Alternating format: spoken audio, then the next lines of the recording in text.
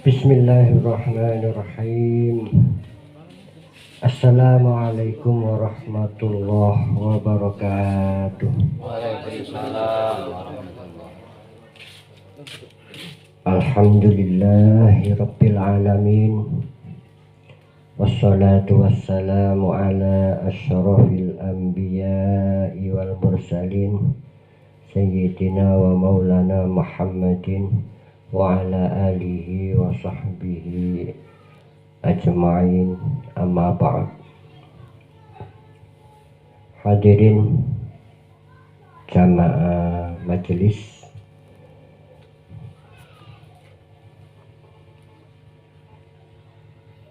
malam ini saya melanjutkan pengajian minggu yang lalu tentang cara memperoleh kesuksesan dalam hidup.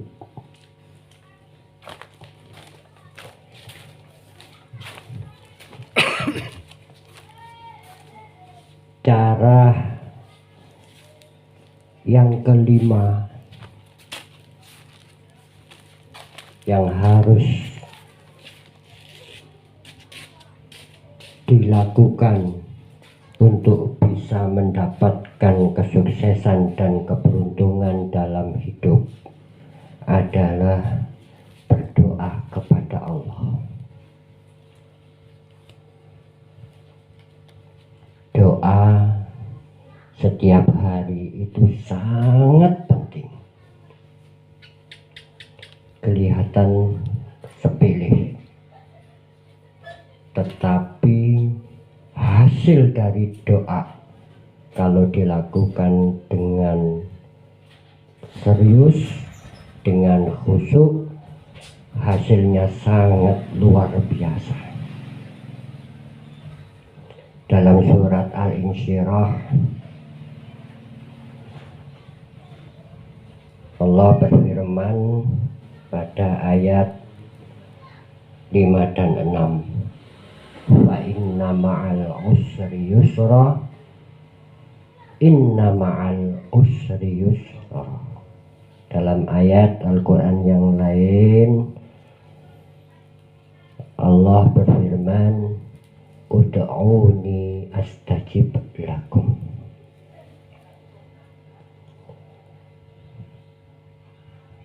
Ud'uni astajib lakum, berdoalah kalian semua kepadaku, niscaya aku akan mengabulkan doamu. Doa ini mesti dipanjatkan oleh setiap orang, setiap hari, supaya apa yang diinginkan akan bisa terwujud. Diwujudkannya apa yang diinginkan oleh seseorang menjadi bukti fa inna ma'al usri yusra. Segala kesulitan akan ada kemudahan. Tidak ada masalah tanpa solusi. Dalam surat Al-Insyirah ayat 5 dan 6 dua kali Allah menyatakan wa inna ma'al usri yusra, inna ma'al usri yusra. Ini menegaskan bahwa tidak ada kesulitan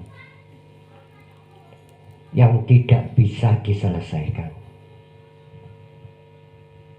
Artinya kesulitan apapun, seberapapun beratnya, Allah bakal memberikan jalan keluar. Allah bakal memberikan kemudahan. Allah bakal menghilangkan kesulitan itu selagi orang itu mau meminta kepada Allah.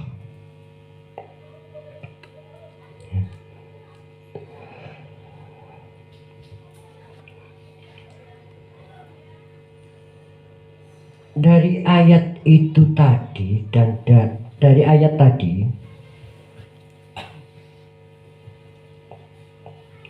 dapat dipahami bahwa berdoa itu mutlak untuk dilakukan setiap orang agar mendapatkan kemudahan dalam menghadapi berbagai macam kesulitan, di dalam menghadapi berbagai macam masalah dalam hidup ini.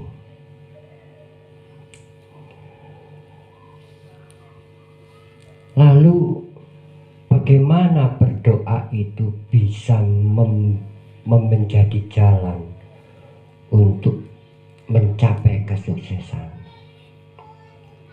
Nah, ini ya, nyun sewu, dalam urusan ibadah, setiap orang yang mau mendapatkan ketenangan hati, ketenangan pikiran, terkadang ada saja hambatan. Seperti hari ini, teman-teman jamaah yang biasanya hadir karena kesibukan tertentu tidak bisa hadir, padahal mereka sebenarnya juga ingin hadir karena ingin mendapatkan ketenangan pikiran dan batin.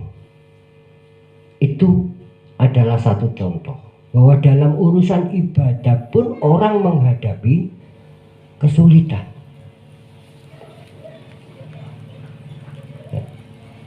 Masih baik kalau ketika untuk mendapatkan ketenangan batin ada acara yang sejenis yang juga dihadiri. Ya.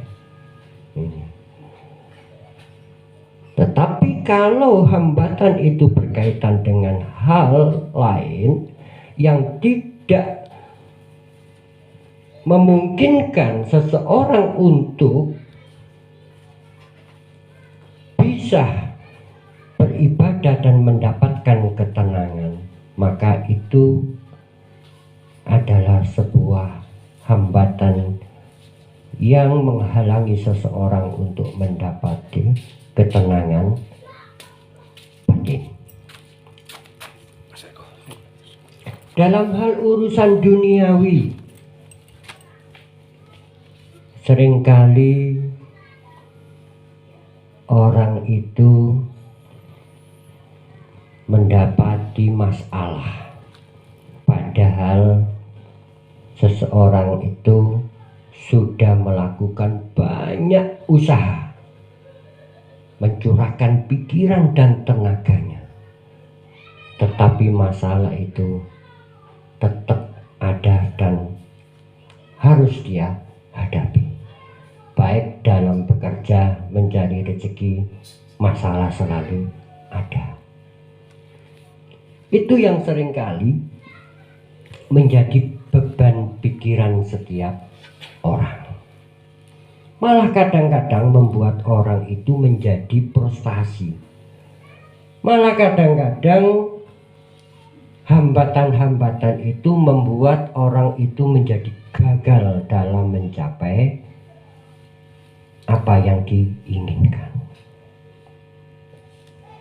Karena itu dalam ayat fa inna ma'al usri yusra, inna ma'al usri yusra, Allah memerintahkan kepada hambanya untuk berdoa kepada Allah. Kekurangan kita, keterbatasan kita di dalam menghadapi masalah hidup, di dalam menyelesaikan masalah yang kita hadapi, hanya bisa diselesaikan atau bisa kita dapatkan solusi dan jalan keluarnya melalui berdoa kepada Allah.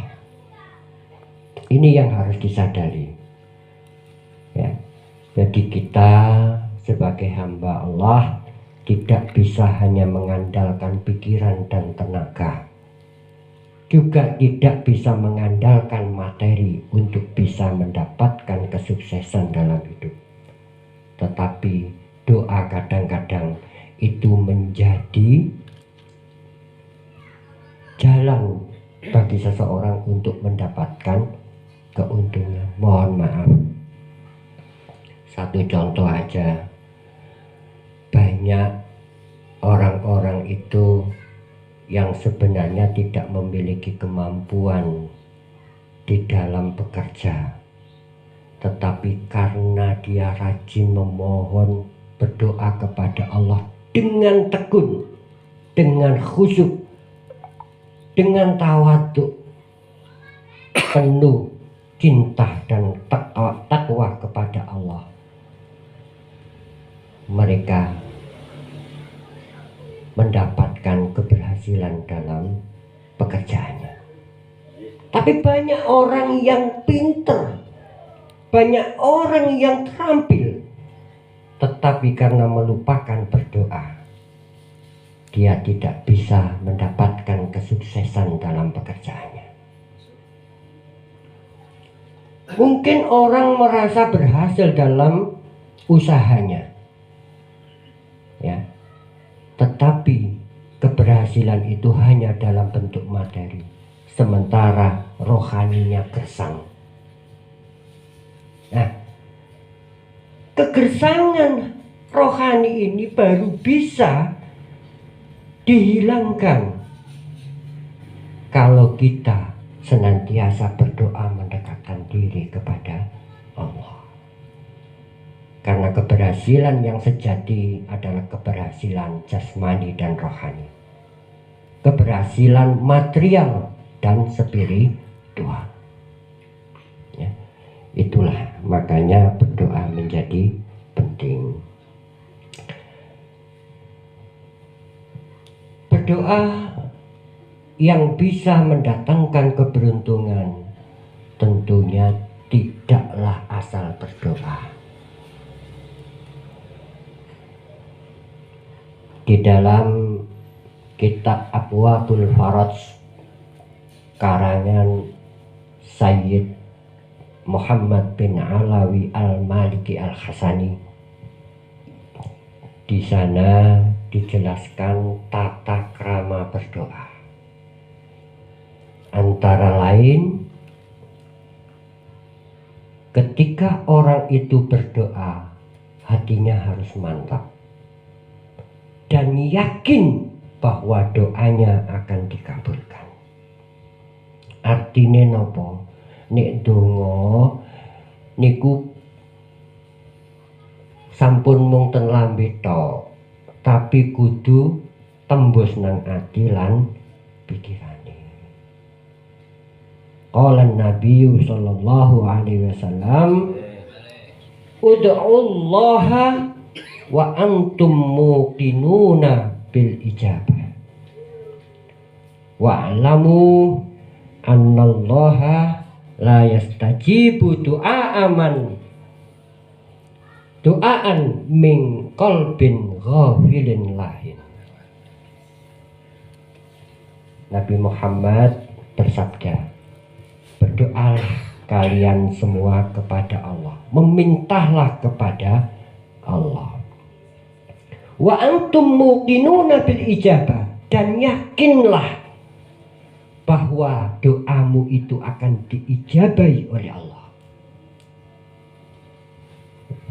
Tentu Allah akan mengijabahi karena Allah sudah menyatakan, wa idza sa'alaka ibadi anni fa inni qarib. Tuhan itu dekat. Tuhan itu dekat dengan kita. Jadi kalau berdoa pun ini salah satu tata krama berdoa, jangan keras-keras. Tuhan ada di sebelah kita, kenapa harus keras-keras? Yang penting katanya doa itu pelan tapi khusyuk, tawadhu, tadarruk. Nah, ini yang penting.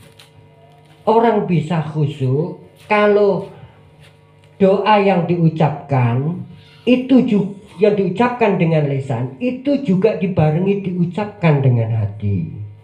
Tetapi gambaran apa yang didoakan, diminta dalam doa itu juga ada dalam pikiran.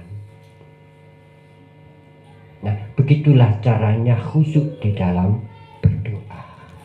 Ya, jadi berdoa tidak saja di dalam mulut.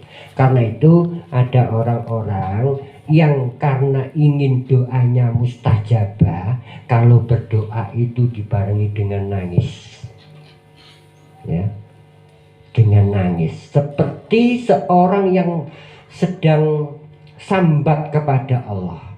Ya Allah, saya punya masalah. Masalah ini sangat berat sekali bagi saya.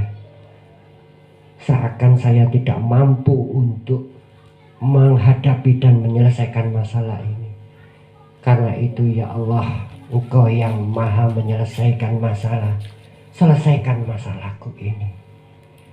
Aku menangis di hadapan-Mu ya Allah, supaya Engkau mengabulkan doaku ini. Begitulah cara berdoa kepada Allah. Coba omongan saya tadi sampai tirukan, rasanya kayak gemeter apa itu. Kerosong nang ini hati. Nah, begitu kata Sayyid Muhammad Alawi bahwa berdoa itu harus dilakukan dengan hati yang mantap dan yakin bahwa doa itu akan diijabahi. Wa'lamu annallaha la yastajibu du'aan min qalbin ghafilin lahin. Allah itu tidak akan menerima doa, tidak mengabulkan doa seseorang yang orang itu ketika berdoa hatinya kosong, hatinya lupa dengan Allah. Hatinya nggak nyambung dengan apa yang diucapkan dalam doanya. Ya, banyak orang berdoa itu hanya berdoa, apalagi kalau doanya banter gitu, nyun sewu. Saya sering kali mendengar kalau orang ziarah doanya banter kan gitu, supaya didengar oleh jamaah yang lain. Tetapi hatinya nggak nyambung. Nah, doa seperti ini ya mudah-mudahan diterima oleh Allah. Tapi akan lebih baik kalau di dalam berdoa itu ya tidak saja lisannya yang berdoa, tetapi hatinya juga ikut berdoa. Berikutnya tata krama di dalam berdoa, bahwa doa itu harus diulang-ulang.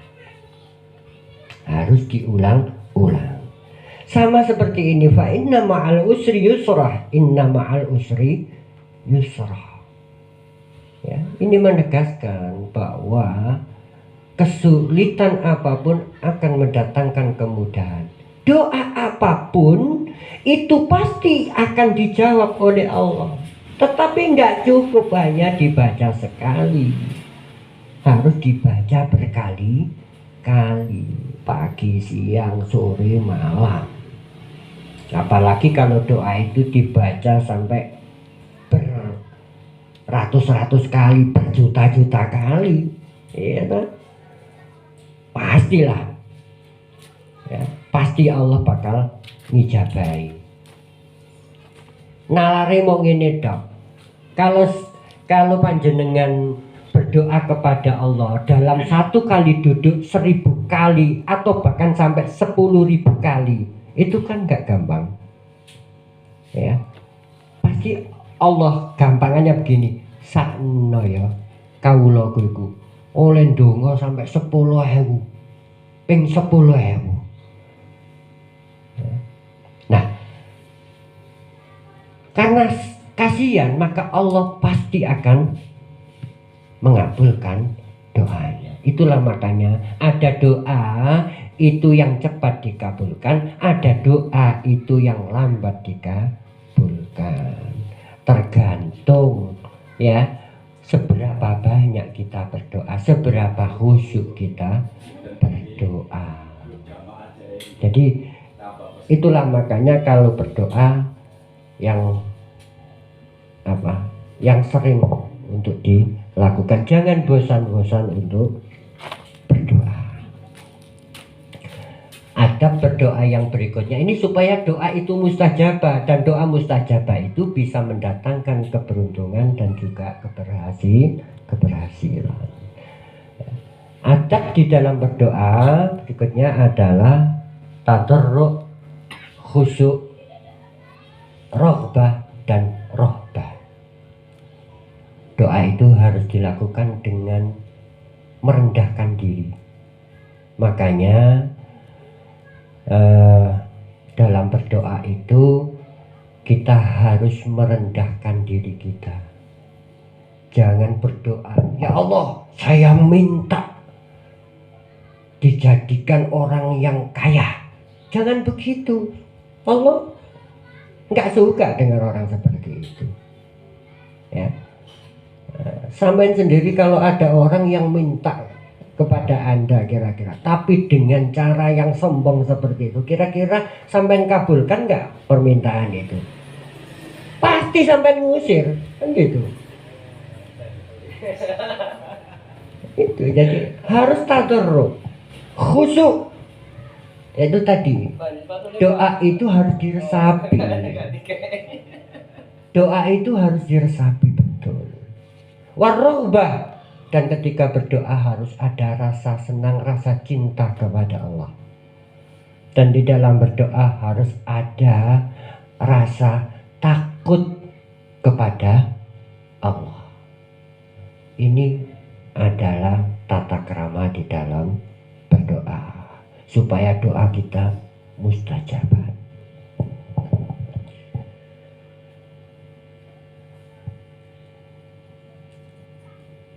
Cara keenam untuk mendapatkan keberuntungan dan kesuksesan dalam hidup adalah beribadah kepada Allah.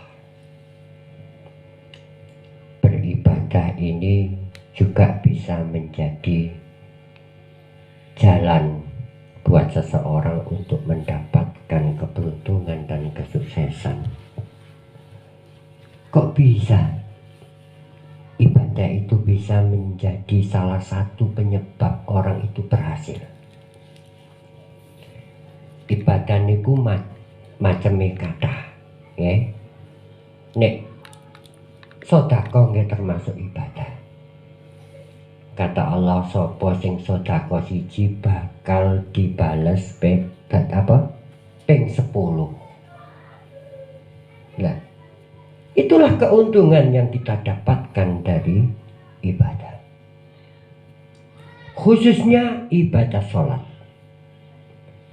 Kenapa sholat itu dianjurkan, bahkan diwajibkan oleh Allah untuk dilaksanakan setiap hari? Kita pahami. Sholat itu tidak sekedar gerakan, tapi sholat itu adalah merupakan relaksasi, merupakan terapi. Jenengan nek mantun sholat, kira-kira pikiran tadi tenang apa tambah ruwet? Tambah tenang apa tambah ruwet? Nek mari sholat tambah tenang sampean. Masalah yang tadi dihadapi hilang sesaat setelah melakukan sholat. Panjenengan nek mari nyambut gawe terus wayahe sholat, ndang wudu terus nglakoni sholat, kira-kira pegel-pegele mari nyambut gawe sudah napa mboten? Sudah. Niku buktine nek ibadah sholat niku merupakan relaksasi, mengembalikan vitalitas tubuh kita setelah bekerja. Itulah yang diperintahkan oleh Allah di dalam surat Al-Insyirah ayat ke-7. Fa idza faraghta fansab. Jika engkau setelah melakukan pekerjaan atau tugas tugas apapun, maka jangan lupa beribadahlah kepada Allah. Ibadah yang di sini yang dimaksud adalah ibadah salat. Nabi juga demikian. Ketika Nabi selesai dakwah, menyampaikan risalah kepada umatnya, Nabi diperintahkan untuk beribadah. Di dalam menyampaikan risalah berdakwah, Nabi selalu menghadapi cemoohan, selalu menghadapi tantangan dari kaum kafir Quraisy. Itu kan beban. Kalau sampai sedang berdakwah kemudian dicaci maki, bagaimana pikiran sampean? Kacau kan? Galau, men. Galau sampean pasti setelah itu. Kegalauan itu akan hilang dengan air wudhu dan sholat.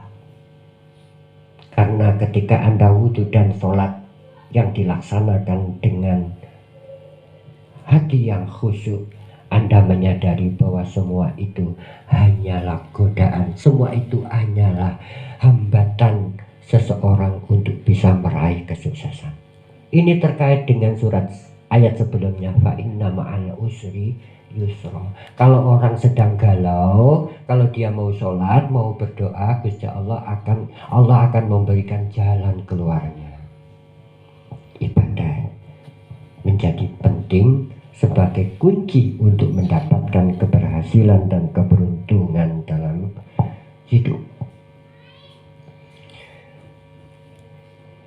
Cara ketujuh untuk memperoleh kesuksesan dan keberuntungan, yakni dengan melakukan segala kegiatan yang berkaitan dengan urusan duniawi dan urusan ukhrawi atas dasar cinta dan takwa kepada Allah. Kalau kita menyadari bahwa apa yang kita lakukan sehari-hari adalah merupakan kewajiban kita, adalah merupakan perintah Allah untuk dilaksanakan. Bekerja itu kan kewajiban kita, ya kan? Yang harus dan merupakan perintah Allah.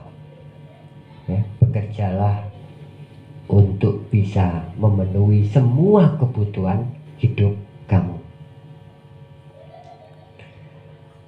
Orang bisa bekerja dengan totalitas. Orang bisa bekerja dengan sangat baik dan hasilnya juga akan menjadi sangat baik kalau orang itu bisa mengerjakannya dengan tekun karena didasari kewajiban dan ketakwaan kepada Allah.